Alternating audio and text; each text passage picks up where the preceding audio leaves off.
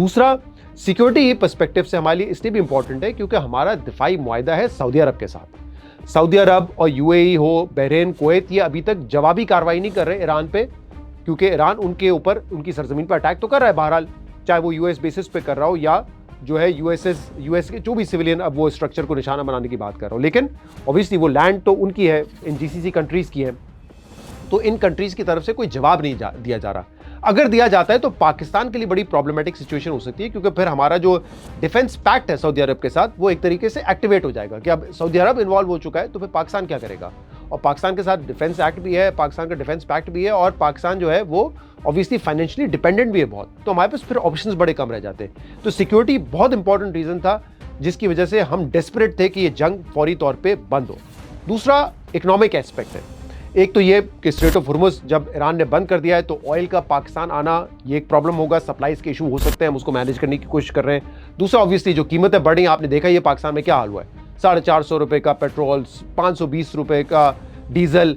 ना इस प्राइस पर आवाम बर्दाश्त कर सकती है प्राइसेस एक लंबे अरसे तक, और ना ही हुकूमत पाकिस्तान सब्सिडी देना बर्दाश्त कर सकती है एक लंबे अरसे तक। तो हम तो चाह रहे थे कि ये 2-3 हफ्ते 4 हफ्ते में ये जंग खत्म हो जाए, इसीलिए हमने सब्सिडी भी दी कि शायद चले 125 अरब रुपए की सब्सिडी दे दें ताकि ये मामला सॉर्ट आउट हो जाएगा। हमें बड़ी उम्मीद थी इस बात की, लेकिन अब ये नहीं हो रहा। तो आपने देखा है कि प्राइसेस फिर इवेंचुअली पास ऑन कर दी गई हैं आवाम पे, बट वी वर होपफुल कि शायद ये 3-4 हफ्ते में निमट जाएगा तो हम सब्सिडी से काम चला लेंगे, जो अब नहीं चलना है।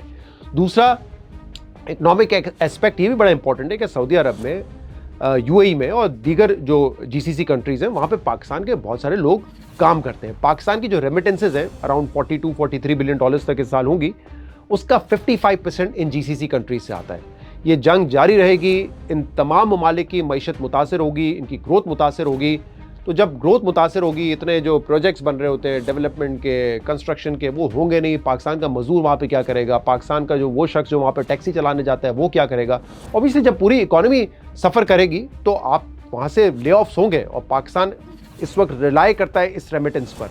तो पाकिस्तान के लिए ज़रूरी था कि इकोनॉमिक पॉइंट ऑफ व्यू से भी इस जंग को जल्द से जल्द एड्रेस किया जाए। तो मेरे ख्याल से ये रीजंस थे जिसकी वजह से पाकिस्तान ने अपने आप को इसमें एक सालिस के तौर पे पिच किया कि हमारे ताल्लुकात भी अच्छे हैं और हमारी ज़रूरत भी है, नज़रिया ज़रूरत थी हमारी इकोनॉमिक और सिक्योरिटी जो नीड्स हैं, तो इसलिए पाकिस्तान इन्वॉल्व हुआ।